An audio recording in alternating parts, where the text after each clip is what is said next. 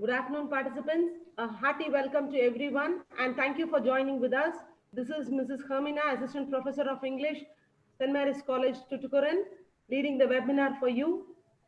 Rereading Keats by Professor Jaswantkumar Rathode, Assistant Professor of English, Government Arts and Commerce College, Netra.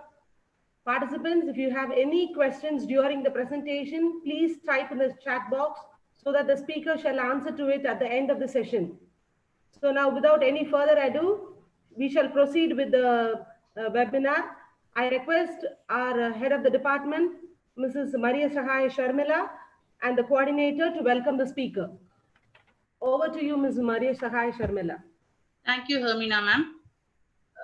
Good afternoon to all gathered here. Warm greetings from the Department of English, SSC, St. Mary's College, Autonomous, Thuthukudi. I am delighted to welcome all the learned professors and students to this academic endeavor, rereading Keats Psychoanalytically. I would acknowledge the presence of our principal, Dr. Sister Lucia Rose, a pillar of support for all our endeavor, and Sister Mary Joyce Baby, our director, whose love and support encourage us in all we do. Welcome, sister. I am glad to introduce Mr. Jaswantkumar Rathode, Assistant Professor of English, Government Arts and Commerce College, Netrang, Gujarat. Sir has done his education, BA, MA, MPhil at M. Chandracharya North, Gujarat University, Patna. He is at present pursuing his doctoral degree from the same university. Sir has cleared NET in the year 2012 and SET in the year 2016. He has also done his B.Ed Scope Bullets, a specialization in English language from Cambridge University, UK. He has also earned degrees in computer and Hindi. Sir has a good and varied working experiences at various institutions, holding important academic responsibilities. His academic achievements runs to pages, of which I would like to highlight a few. He was a member of State Resource Group and contributed in the editing of school English textbooks published by Government of Gujarat. He received the Best Educationist Award by International Institute of Education and Management, New Delhi in 2017. He has served as President of Alliance International Club, Nizar. He is coordinating Ek Bharat, Shrishat Bharat project in his college. He has been invited as an expert speaker by various colleges. He has attended many conferences and workshops and has presented papers. He has published research papers in peer-reviewed and in UGC-approved journals with high impact factor. His research publication have scored him RG 9.67 at researchgate.net. Sir has delivered more than 33 online lectures during this lockdown period. We are indeed fortunate to have him to deliver yet another lecture. He is simple, friendly, unassuming, and easy to approach.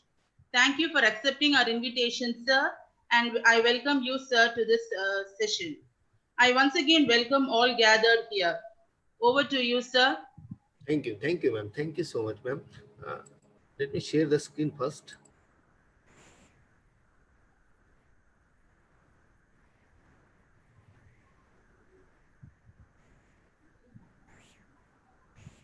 So my topic is, sir, sharing is there now. Tanvi sir,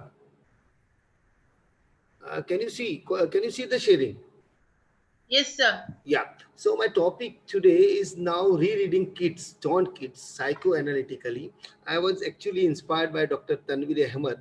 Right. Previous day he presented us the theory of psychoanalysis, and that's why I was interested in it. So I started with this thing and working on this thing. So what is actually psychoanalytic criticism? Psychoanalytic criticism, which uses some of the techniques of psychoanalysis in the interpretation of literature. It assumes that artistic creation is the indirect projection or a disguised production of the repressed desires, mental conflicts, and unfulfilled dreams. It exposes the interactions between the conscious and unconscious elements of the author and his characters. So it is In the one way you can find it is a projection, transference, as well as exposition or exploration of somewhat your instinctual behavior, your mental trauma and tensions. Before starting my analysis, I would like to also share you something. See, nowadays there are many interpretations. Even Ronald Barthes, one of the modern critics, he said that the author is dead. Now we all are authors, right? She is no more, and there is no authority at all on the text. So the text which is published, the text which is printed, the text which we read, right? That is different, and the text which we imply, that is also different. So what we get means the text is an individual entity, right? It is now subjective, right? So that's why we do not have text, but we have plural, that is called text, right? So there are multiple ways of reading a text. You can create your own text, right? So Hamlet can be misread from many angles, from many perspectives, and your perspective is also right, my perspective is also right. Your angle or your interpretation must be respected by me, and my interpretation must be appreciated by you. So my interpretation can be also challenged, right? It can be also rectified. Let me confess this, right? Because it is a larger scope of subjective criticism, and it is I feel it very strongly that it is open for more interpretation. You can interpret it in your own ways, right? And that's why this is the last line: everything is fair in love, war, and literature. So you can have your own meaning, you can have your own images, or you can have your own impressions about any literary topic or book. So what are my objectives? My objectives are to provide a critical overview of psychoanalytic theory. Second objective is to explore the connections among an author, his or her work, and mindset. And third one is to analyze Keats and his works, specifically his two odes, because I don't want to make it very extensive presentation, and I don't want to make it very large, right? So I specifically selected two odes: ode on a Grecian Urn and ode to a Nightingale, right? And I want to dissect that odes, examine that odes, investigate that odes psychoanalytically. This is my you can say aim. Now let us, and I also have some limitations, and that's why I also based my interpretation to only Sigmund Freud, and this can be called a Freudian interpretation, right? Because I do not examine Lacanian point of view. I also failed to examine Jungian point of view. I did not rate them, right? I just focused on Freud. So what he says about language? He says that language explores our personality. It is language which can talk about our character. It is language which shows us a mirror, and it shows our character. It shows that who am I, or who are you, right? So language is very important, but it provides our reflections. It exposes the hidden. Then he says about language that it also exposes the desires in a veiled form. So language can be a medium to explore your repressed desires. Language can be a tool to write down your dreams or the desires which you cannot express openly in some traditional socio-cultural environment. So it is a symbolic representation of our wishes. So what we wish, we pen down, right? And it is a symbolic presentation of our dreams and desires. It is the metaphoric representation of our desires, our repressed desires. It is a medium of depicting our desires. It can be used as a tool. It can be used as a medium. It is helpful, all right, to present our repressed things, our unconscious. So these are some observations of psychoanalysis. And I would also like to confess that most of them are not scientifically proved. Psychoanalysis is a theory of interpretation which calls into question the common sense facts of consciousness. It hypothesizes that there are certain stages of socialization and each of which have their own problems of invasions from the unconscious. So from the early age, we find some stages of our life, and in these stages we also face naturalization, or you can say processes of naturalization and socialization. And when going through these processes, we have some problems, we have some traumas, we have some tensions, we have some conflict. And these conflicts are stored in the unconscious part of our mind. The neurotic and psychotic disorders are common in all human beings. See, all human beings are basically crazy. All human beings are basically mad. All human beings are neurotic. Means, uh, in some way or other, we have some you can say characteristic of neuroticism. In some way or other, we also have some psychotic disorders. They may erupt, they may not. They may appear, they may not. Sometimes we transform this. Sometimes we transmute these disorders into our writing, into our actions. Sometimes we not, right? So we are social animal, and we have to surrender to the socio-cultural environment of any nation, and that's why we manage the psychotic disorders, right? Uh, I will tell you later on how we will, right? It shows their mismatch between bodily desires and sexual come social. So there is a mismatch, right? We have bodily desires and we have our social role, right? So there is something called a conflict arising out of this social role. So when we think about our socio-political or socio-cultural role, right? So we try to replace these bodily desires, right? Then the overpowering of them makes them visit the psychiatrist. Sometimes we become very crazy. Sometimes we think that we are right. We are obsessed.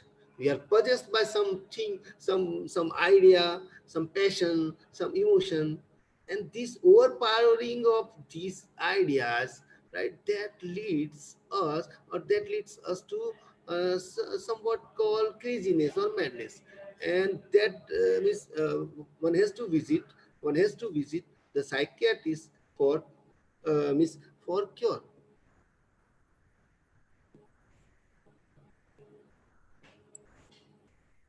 Yeah. So there are some critics who observe when we examine a text or an author psychoanalytically, they say that it is unscientific method, and we have to use something kind of assumptive kind of thing. It is means we have to assume that maybe he is suffering from, maybe the character is a victim of, right? So it cannot be realistic according to these critics, or it cannot be rational or scientific to observe, to examine, to dissect the character or the creator psychoanalytically. Then we try to enter into the unknown domain, and therefore our interpretations may not be most correct or authentic.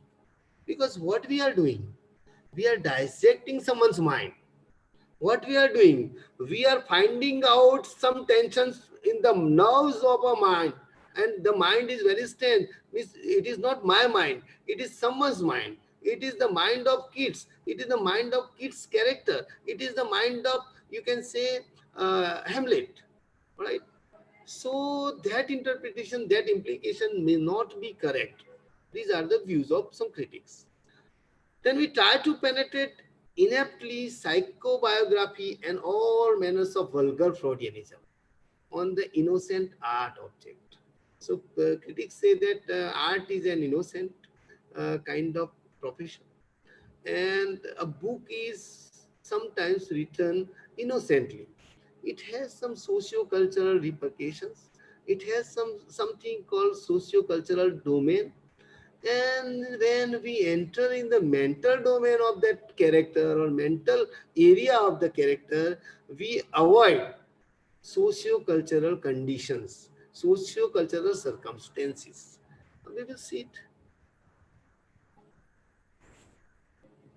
Yeah. So, critics point out some limitations when we examine a work of art psychoanalytically. They say that we neglect social and public. We enter into someone's personal life. We enter into someone's life, which is very, someone's mind, which is very intricate. Means we are entering into someone's bedroom, right? And when we are entering into someone's bedroom, we are avoiding or neglecting social as well as public environment, socio-cultural circumstances. And critics also say that when you think that text has multiple authors. So text is not a text. Text has been influenced by many writers and many writings, right? So it is created out of network of social relations. And third thing, we also avoid ideology because we enter into the dreams and fantasy of a person. We also enter, means we try to enter into the dreams fantasy, which means that we try to go through or examine or enter into someone's mindset. Okay, let us see. To examine any work or author psychoanalytically, but this is a counter argument that to examine any work or author psychoanalytically is an innovative attempt. Why? Number one, because dreams are creations from the author's unsatisfied, unconventional roles in his socio-cultural life. So we are not ignoring that socio-cultural life, but dreams, desires, passions, obsessions, possessions, these are all the productions due to that socio-cultural restraints, due to that limitations, due to that Lakshman Rekhas of socio-cultural life. Then author and reader both are subject to the laws of unconscious. Means we all say we all have that unconscious. We all have that storehouse of that depressed desires or that repressed one. Then psychoanalytic theory brings out the unconscious aspect of utterance through its concentration on the relationship between sexuality and social role. So it is a kind of dilemma, right? When you are entering into someone's mental realm, right? You also try to find out his social role, right? So how was he, what was his role as per the socio-cultural norms are concerned, right? And why these socio-cultural responsibilities, they ban the man or they prevent the man, a human being, right, to you can say, enjoy his freedom. So because man is free basically, but man is not free socioculturally. Let us see. If we investigate any text psychoanalytically, we find that all its utterances are concerned with satisfaction of the body, which have become socialized. Right? So we all want to satisfy our bodily desires. We all want to satisfy our mental desires. We all have ambitions. We all have love. We all have feelings. But these feelings are managed, they are controlled, they are rectified in the light of socio-cultural roles. Then it provides us psychoanalysis or psychoanalytical criticism, literary particularly. It provides us reread the text once again. Generally we read the text traditionally that okay, in the modern society man has become machine and all these things. Why? Because industrialization, because of that LPG, right? Liberalization, privatization, globalization, right? So these are the external things.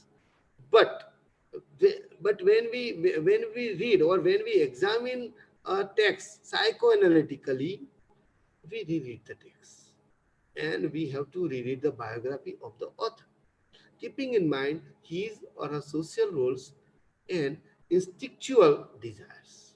So we enter into the domain, we enter into someone's internal things. Okay, let me think about it. Yeah,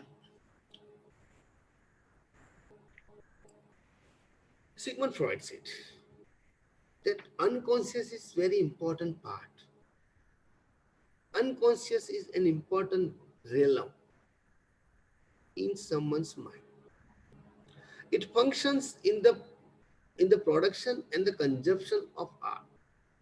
So, what have I stored? I have stored repressed desires. I have stored my hopes, my expectations, my ambitions, and these are stored in my unconscious. And when I pen down them in a novel or in a book, I am producing, right, something. Something is some artistic thing, some artistic book, right, out of these unconscious desires. So actually, as Freud said that like dream, a book is also a book is also exploration of or an exploration of your repressed desires. Then he introduced the main concept of psychoanalytic theory. He also introduced the models of psyche, right? He also introduced the concept of repression, the role of sexual instincts, human mind, and psychical apparatus. Let us think about his ideas. He says that there are 3 points of view. Number one, dynamic as far as the mindset is concerned, as far as our human brain or mind is concerned. Dynamic, economic, and topographical. Dynamic point of view says that it stays with the interplay of forces within the mind arising from tensions that develops from when instinctual drives meet the necessities of external reality.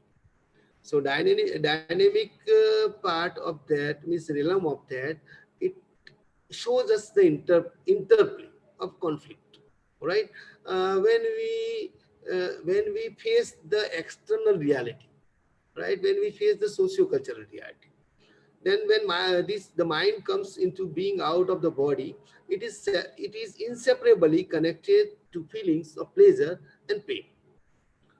Then economic view, pleasure results from the decrease in the degree to which the body is disturbed by any stimuli. Unpleasant Unpleasure results from the increase in disturbance. So whenever we have an expectation, whenever we have a desire, a hope, a dream, when it is satisfied in our present socio-cultural environment, it provides us pleasure. But when it is not satisfied, when these things are not fulfilled in this current realistic socio-cultural environment, then we got disturbed. and it increases our displeasure or unpleasure. To adjust with the reality, one has to control the basic instinct, right? So it is a norm that means we have to face the reality daily, momentarily, right? And while facing the reality, we have to control our sexual desires, we have to control our you can say emotional desires, extreme kind of emotional desires, right? And these means when we control them, right, we have tension, we have stress. So there is conflict between pleasure principle and reality principle. Pleasure principle says that okay, means go for it, and reality principle says don't go for it.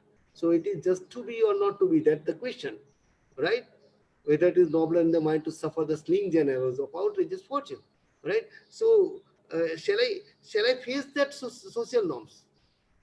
Should I revolt against it? No, I am a social animal, I should not do. So the body has to learn to postpone pleasure, and that's why miss I want to do something, but it is miss it is not permitted in that socio-cultural environment. So what should I do? I should postpone that pleasure. I should postpone that activity, that action, and that is repressed in my unconscious. Topographical. Freud sees mind as having threefold divisions: conscious, preconscious, and unconscious. These three subsystems mediate the conflict of energies. Okay, we will see it later.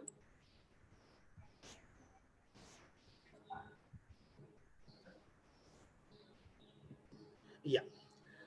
He has also provided some concept. Id, ego, and superego.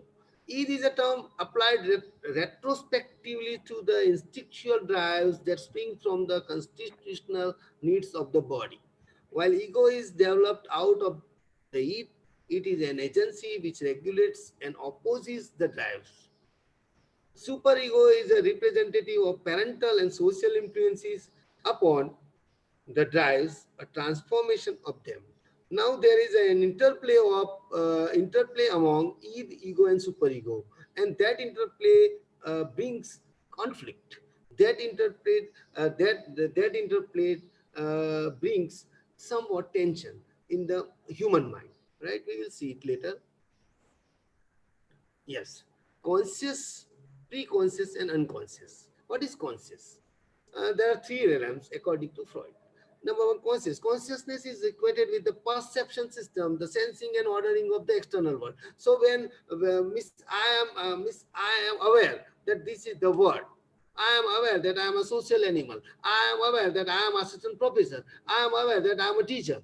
That is consciousness, right? So it is our perception system, how we think, means how we perceive the things, how we perceive the actions. That is consciousness. Secondly, pre-consciousness. It covers those elements of experience which can be called into consciousness at will. And third one, the most important thing, is unconscious. It says that it is made up of all that has been kept out of pre-conscious and conscious system.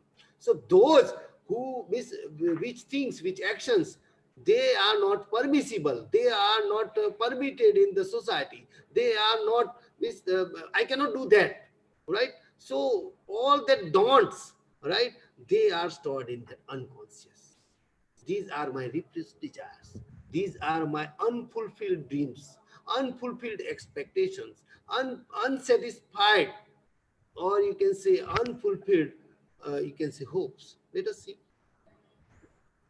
Yeah, unconscious. Unconscious has a strong influence on our actions. We cannot ignore it. We cannot say that just we have postponed it. Okay, I wanted to have some ice cream, right? But I cannot.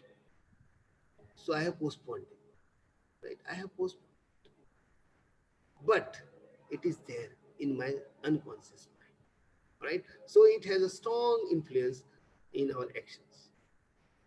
It plays a decisive role, right, to make a character.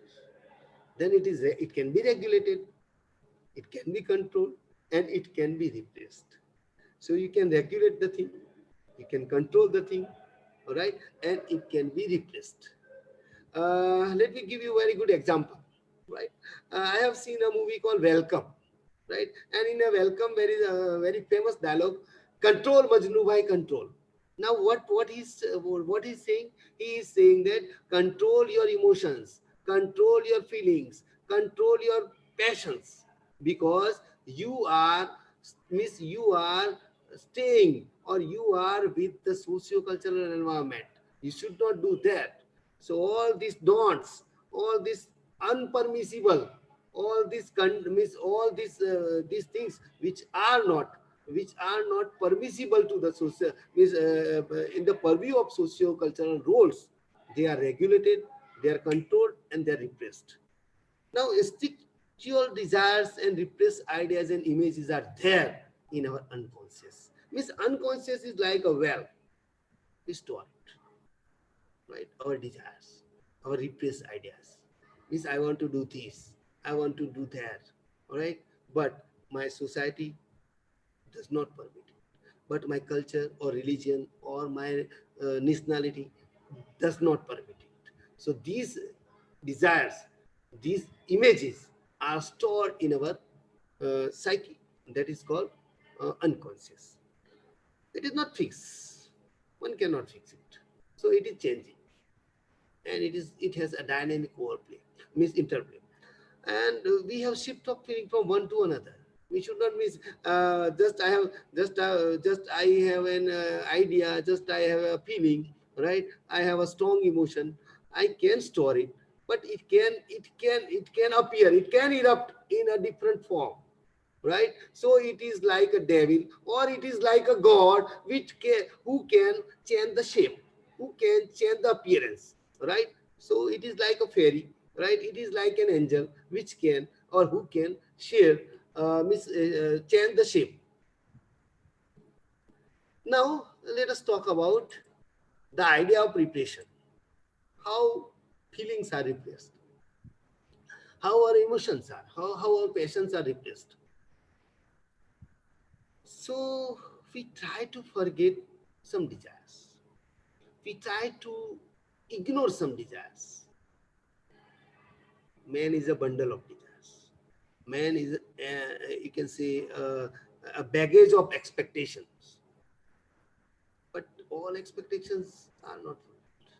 And that's why we want to forget that. Well, we want to ignore that. We want to resolve that. But these are not forgotten. These are not ignored. These are not resolved. These unresolved conflicts are stored in our unconscious, right? And these unconscious means this realm, right? This area, right?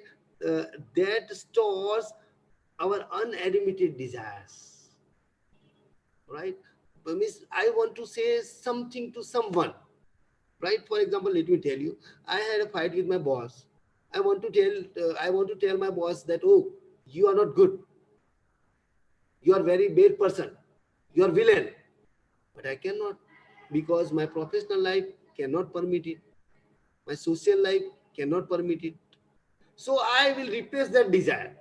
Now where the repressed desire will erupt, that I don't know. So it can appear, it can reappear in my domestic life, it can reappear in my personal life. I can fight with my wife, right? So it has, you can say, very complex character. It can change the shape, it can change the identity, even it can change the color. We force these things out of our conscious awareness, right? So out means we try to forcefully regress it, forcefully pressurize it, and it goes to the realm of unconscious. That's why it goes to that area of unconscious. Let us see. Okay, the id wants its, let me clarify, this is the clarification. The id wants its wishes satisfied, whether or not they are compatible with the external demands. The ego finds itself threatened by the pressures of the unacceptable wishes. Memories of these experiences, that is, images and ideas associated with them become charged with unpleasurable feeling and are thus barred from consciousness. This is the operation known as repression. The essence of repression lies simply in turning something away and keeping it at a distance from the conscious. So it wants something, some wishes, some desires to satisfy, but socio-cultural environment, our constraints, our rules, our laws, rules and regulations, norms of society, cultural norms, these prevent us that you should not do that. Now, what should be done? So we will think and we say that, okay, let us replace them. So that repressed ideas, repressed feelings, repressed passions, they went to or they go to a part or a realm that is called unconscious. Okay, let me admit some people. Yeah. Now, how this return of the repressed, like that return of Bahubali. Repression serves to keep guilt-laden wishes out of the conscious experience. So that we have repressed some things, some ideas, some desires, right? We think that, okay, now we have prevented, we have controlled, we have managed, but they are not manageable. They are not controlled. They are basically uncontrollable. They cannot be controlled, right? So the symptoms dreams parapraxis mark both the emergence of the forbidden wish and resistance to it. So they came out, they erupt in dreams, in parapraxis, in sleep of tongue, right? In writing a poetry, writing a poem, in shairis, they came out. So the drives or wishes can get through in disguise. They change their nature, they change their dress, they change their shape, and they come disguised, right? And that is called compromise for formation of the return of the replaced. So they came, for example, I want to do something which is unsocial, which is anti-social or anti-cultural. I cannot do that, but I can do that in another shape, in another disguise. So I can do it in implicit way. So explicitly, the roles which cannot be performed are performed implicitly in hidden way. So process of sublimation, the replaced material is promoted to something grandeur or it disguised as something noble. Sometimes we have that, you can say, we go to trance and all these things. Nah? So we try to sublime, we try to sublimate that repressed desires. Okay. Now, to interpret a text psychoanalytically, why? Because a text is like unconscious is an implicit and indirect expression of the author. It does not explore things directly, but the writer uses images, metaphors, and symbols. Right? Author. Author writes a literary piece which is not an explicit or direct statement about his life or about his experiences. Right? But he or she shows it through imagery, symbolism, and metaphors. It shows his repressed desires and unfulfilled dreams. Now, events and characters described in that particular book or particular text, they are the indirect expressions of writer's own events. The character may be portrayed autobiographically. So one can change the shape, one can change the color, one can change the desires are disguised and now they are portrayed in the characters. The repressed feelings, they are penned down in someone's actions, right? So a book is actually an exploration of, a text is an exploration of someone's psyche, and particularly, specifically, it is an exploration of someone's unconscious.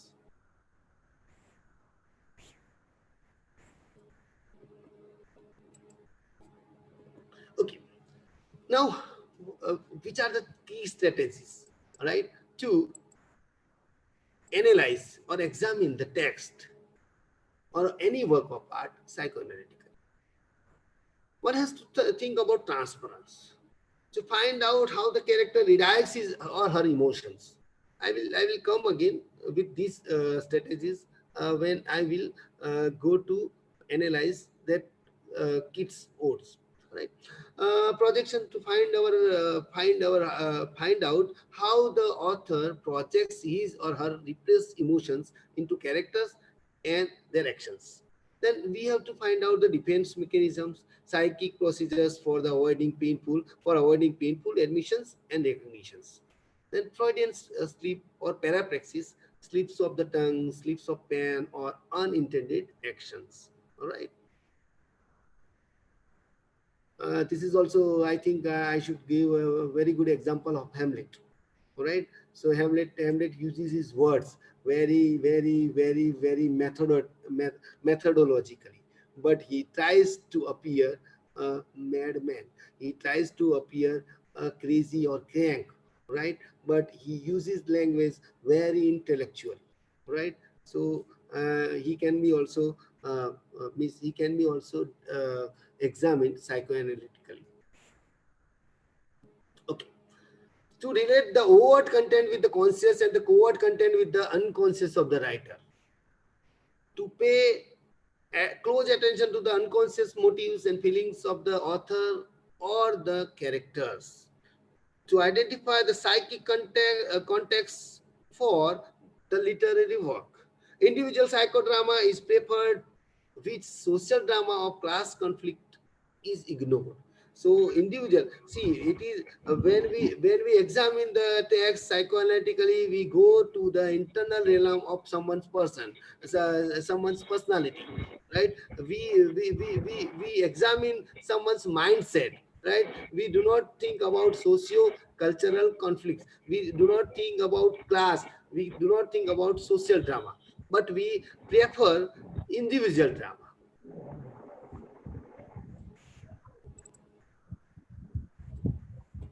Yeah.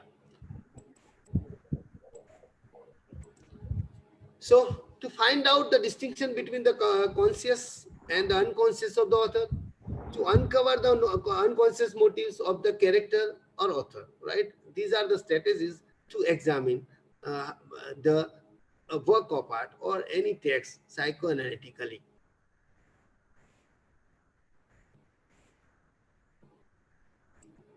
Now, some more, right? One has to examine, one has to investigate, one has to go into, one has to peep into the dreams, right? So actually Freud says that dreams like the text or text like the dream, right? Both are same. In dream we see the unfulfilled desires in disguise. In the work of art, the author pens down. He writes about the unfulfilled desires or his wishes or his expectations or his hopes or his, you can say, passionate feelings or his or his overpowering emotions. And that's why, let me also remind Wordsworth. What is poetry? Poetry is the exploration of powerful feelings, right? So their their powerful feelings are there in a text. So like dream, they may be in disguised form, right? You cannot miss, you cannot have that overt character, you cannot have the clear cut picture with clear cut portrayal of it, but it can be penned down implicitly. So displacement, one person or event is replaced by another, a symbolic substitution, right? Then condensation, a number of people, events, or meanings are combined and represented by a single image.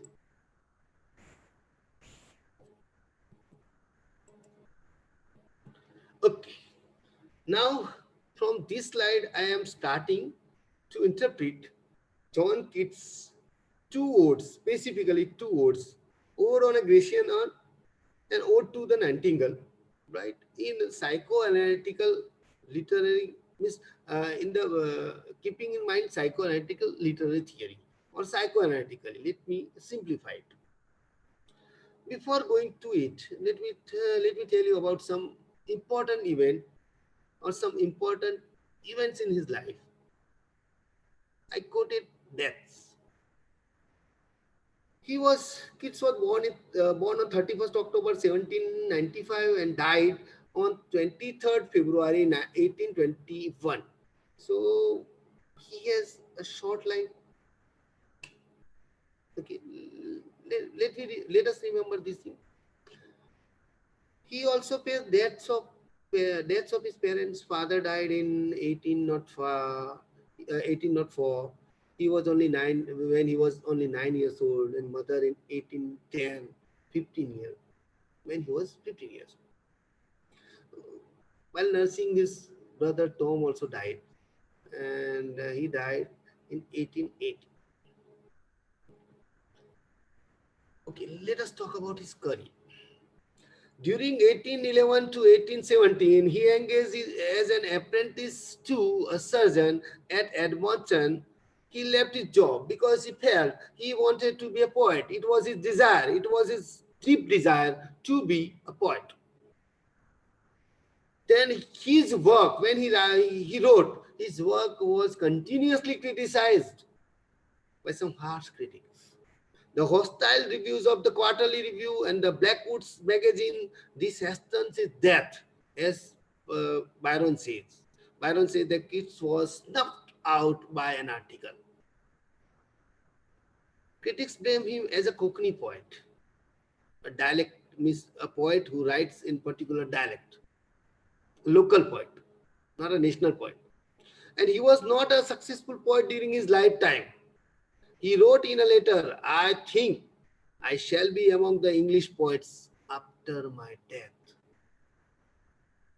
Let us keep in mind these things also. Love. Some biographical steps show that Keats had deep emotional attachment towards her mother, and her death was a shock to him. Next character is Frances Fanny Brown Linden. She is best known as the fiancée and muse to English romantic poet John Keats. So he was in love with Fanny Brown. Let us think about it. Now he has also written a love letter. Let me present a love letter. In that love letter, he said, "This moment I have set myself to copy some verses out fair. I cannot proceed. Let me not read it, but let me read some important sentences." He said, "My love has made me selfish. I cannot exist without you. I am forgetful of everything, but seeing you again, my life seems to stop there. I see no further. You have absorbed me. I have a sensation at the present moment as though I was dissolving. I should be exquisitely miserable without the hope of soon seeing you. I should be afraid to separate myself far from you. My sweet Fanny, will your heart never change? My love, will it? I have no limit now to my love. You not came in just here. I cannot be happier away from you." Then he also says, I could be martyred for my religion. Love is my religion. I could die for that. I could die for you. My creed is love, and you are its only tenant. You have ravished me away by a power. Right? When we talk about that ravished, you can say urn, we'll think about it. Okay. Now, his mechanism, his defense mechanism. I have examined two odes. Ode on a Grecian Urn and ode to the Nightingale. I found that he has his defense mechanism, and it is implicitly portrayed in his odes. He wants to escape into nature because for him nature is pure, word is impure. He writes in a poem, Sleep and Poetry, the clouds were pure and the white as flocks nation. Right? It is in I stood tiptoe. Then the nature is gentle while the world is cruel. For him, the nature is gentle, the world is cruel. And he writes, what is more gentle than the wind in summer? So for him, nature is something which can provide him relief, which can provide him some solace, while the world is cruel, the world is bitter, the world is selfish. Let us talk about Ode to a Nightingale. Now he wants to escape to the world of Nightingale. He finds happiness in this world of nature, solace in this world. He says, but being too happy in thy happiness. Why? Did he not, was he not happy in his real world?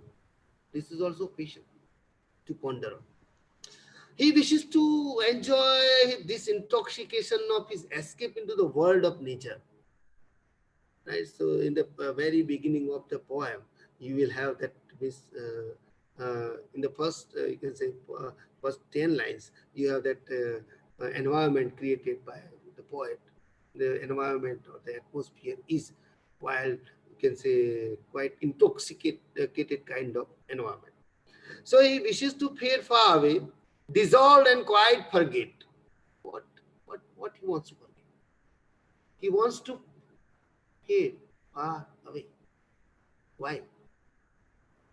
The cruel world, and wishes to enter into the world of the Nightingale. So for him, the world of Nightingale is the world of solace. For him, the world of Nightingale is the world of his dreams, his satisfaction, his passions, his emotions. And they are, that word is an unconscious word. That word is the word in which he has his repressed desires. So that word is free word in which he can enjoy, he can celebrate his repressed desires, or these repressed desires can erupt in this free world, because he cannot enjoy it, celebrate it, or he cannot, you can say, expose these desires in the real world, socio-cultural world. So he wishes to enter into the world of the Nightingale, the world of dreams and fantasy, right? So the world of dream and the world of fantasy is very good word. That word is loved by him. He wants to go into that world. This is his escape. Now,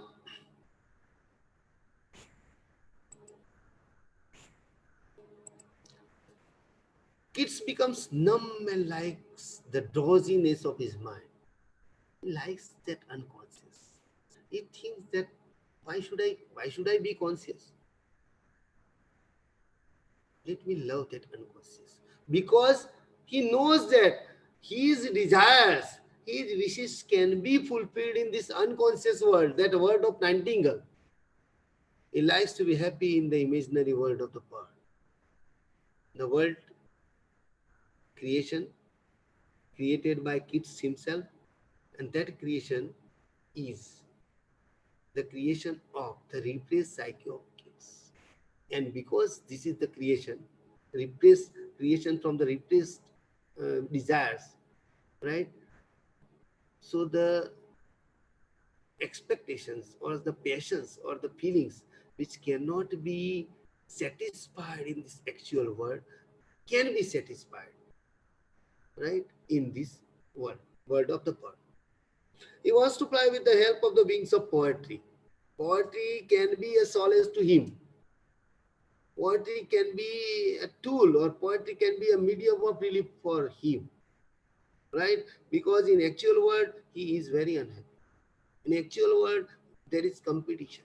In actual world, there are deaths. In actual world, there are betrayals. In actual world, you can also, I can also connect that betrayal, because he has also written that poem, a fairy without, you can say the title is in maybe in another language.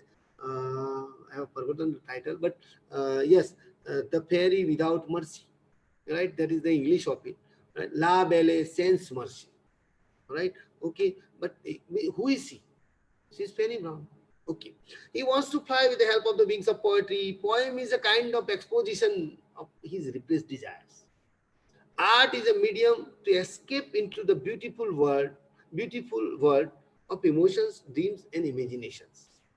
And he has deep desire to live, because he knew that I am also suffering from some consumption. He knew that I am also suffering, means I will not live. He has that deep desire, deep urge. The word of Nightingale is the word of immortality for him. So there is no death in the word of Nightingale. And that's why he wants to enter into that. He knew that in this present world, in this external world, in the world of reality, he will die one day. Right? He has faced the deaths of his father, mother, brother, and he wants that something called permanence, something called immortal, and that immortal can be found in that the world of dream or the world of bird.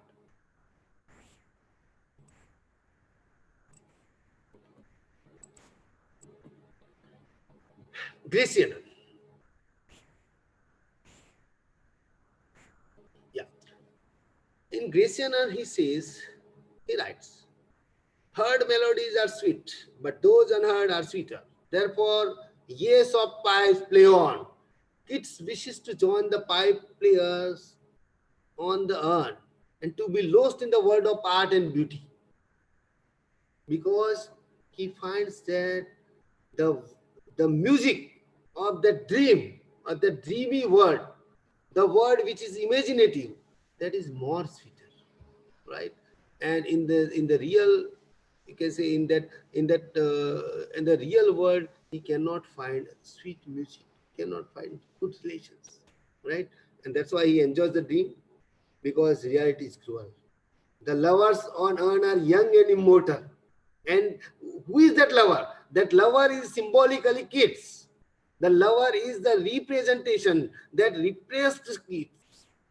That lover is just the metaphysical production of Keats' personality, the sweetness of unheard music. Right? Repressed, dynamic, continuous, free from the socio-cultural constant. So the music, the pipe player, this pipe player plays, it has liberty, it has freedom, it is free from the socio-cultural norms. So he wants to be that pipe player. Secondly, he see completeness of the work of art versus incompleteness of the world. He tries to draw a line between these two worlds: world of imagination, world of real, the real world, and the world of, you can say, feelings or imagination. Aspired love, he aspired love from from Penny too, but it is his repressed desire that the love should be permanent, and that permanent love is not possible in the world, in the real world. That permanent love is the has the possibility in the world of art and beauty. That lovers on that urn, that lovers carved on that urn, though they are immobile, though they are stagnant, but they are permanent. Means that the player will play the pipe eternally, right? And the girl, right, the woman on that urn, that would remain beautiful eternally. So that is his repressed, you can say, exploration or pictorial presentation of his repressed mindset, repressed desires, passions which are pushed deep are evolving in the disguise of poetry. His passions are erupting, and this eruption of the passions are penned down in this poem. So, emotions of for the happy love.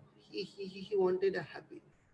He wanted happiness in love, but that happiness is not possible. He knew that happiness is not possible in the real world, because love has a temporal nature in the real world.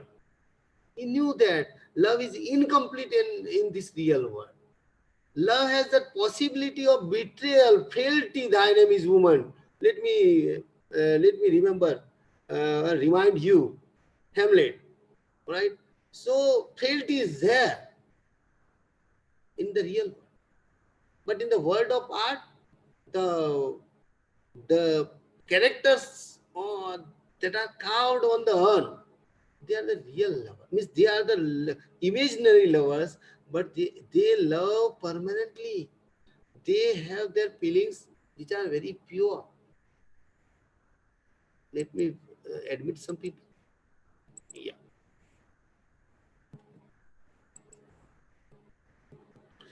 Yeah. Why he wants to escape from reality? He writes, the weariness, the fever, and the fret. Here where men sit and hear each other groan, where palsy shakes a few sad last grey hairs, where youth grows bare, and spectre thin and dies, where but to think is to be full of sorrow, and laden-eyed despairs, where beauty cannot keep her lustrous eyes, or new love find them beyond tomorrow. This is in Ode to Nightingale. So his repressed psyche is evolved, and he compares two worlds: world of nature, which is world of truth, which is world of beauty, and the real world, which is world of weariness, fever. See let me remind you the deaths, right? Fever, fret, deaths. It is the conflict between the mortal and the immortal. Mortal world is the real world, immortal world is the world of art, immortal world is the unconscious, and mortal world is the conscious. Dreams are immortal while reality is incomplete and tragic. It is the difference between art versus reality. It is the picture between, it is a very good manifestation of art versus reality presented by John Keats in this poem.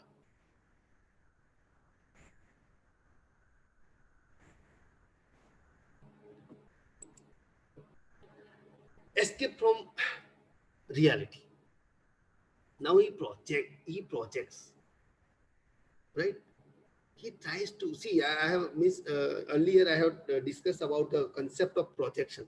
When your emotions or your deep desires, right, or you can say your desires are not satisfied in the real world, right? They are stored in unconscious, and when they erupt in disguised form, and they erupt with something, with some new form, all right.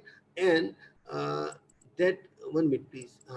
That means you can also project, right, that desires into something new, something innovative, something, means you can write a poem, you can write a book.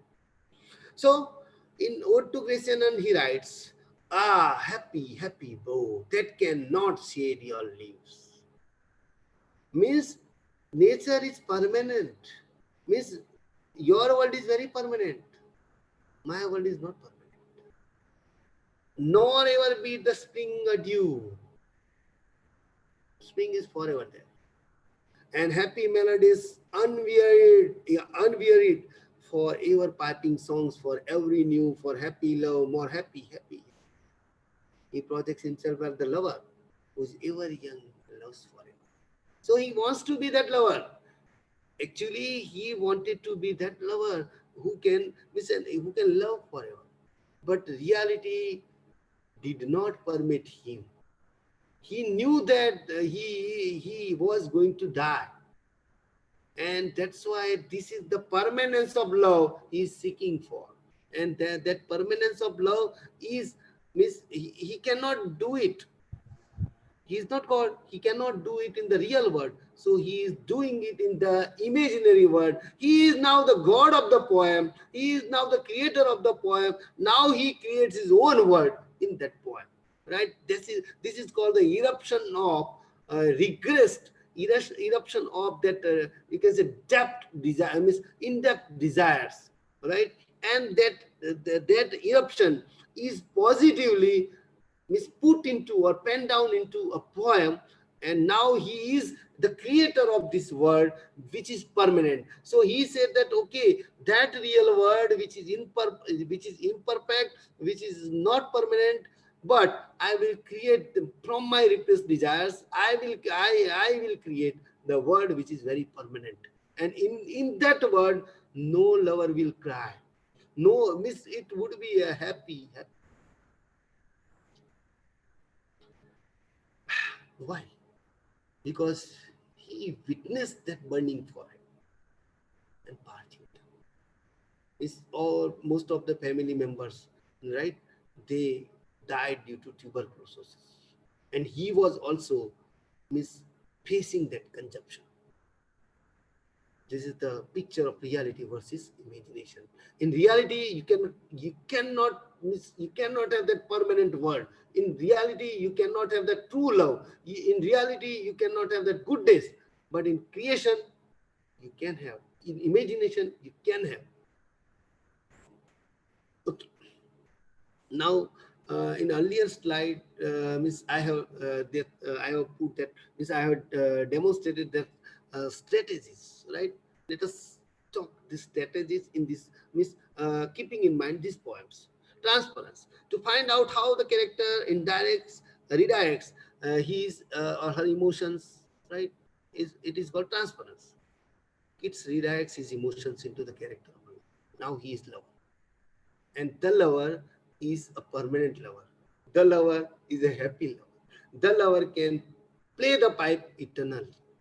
So what he cannot do or could not do in the real world, he is doing in the world of poetry, in the world which is created by his repressed desires.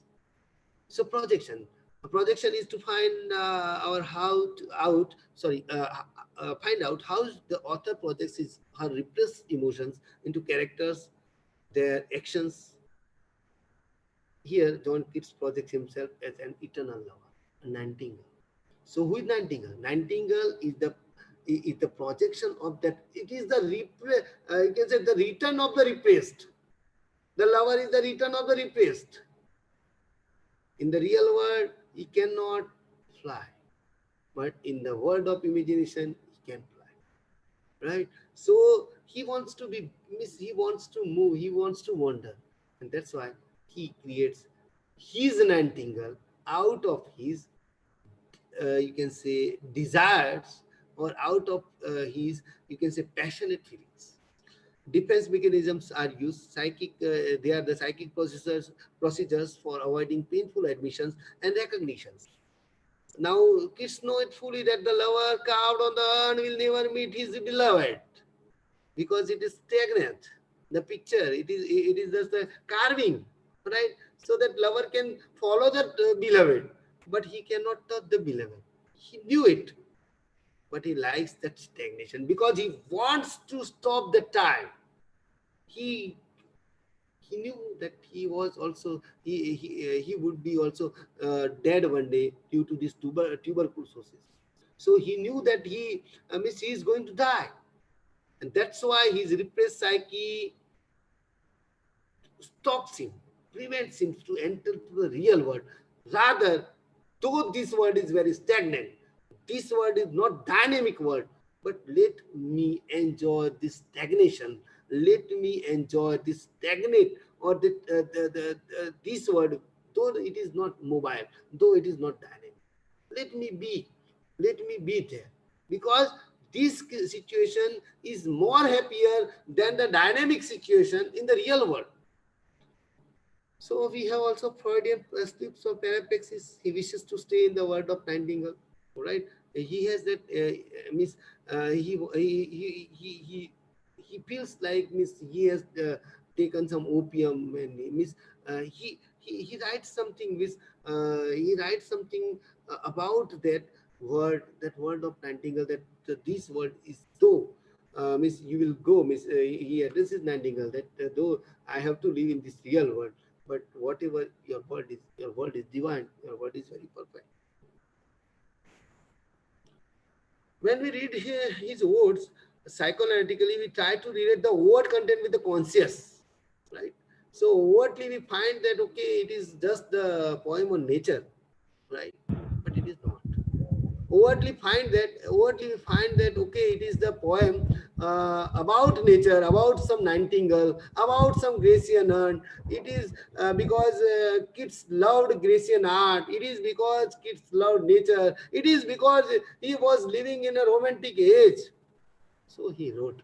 No, if we misanalyze it, if we examine it or re-examine it in psychoanalytical theory, or keeping in mind the psychoanalysis, we find that it is the presentation of his wishes, it is the manifestation of his desires, and it is what he wanted. It is his lack, L-A-C-K. He wanted to be happy, right? So he created his own world. So he created his own poetry, and in his poetry is happy. So his poetry is just the manifestation of his unconscious. So we should pay close attention to the unconscious motives in his poetry and feelings of the authors and the characters. So we must know about his mindset.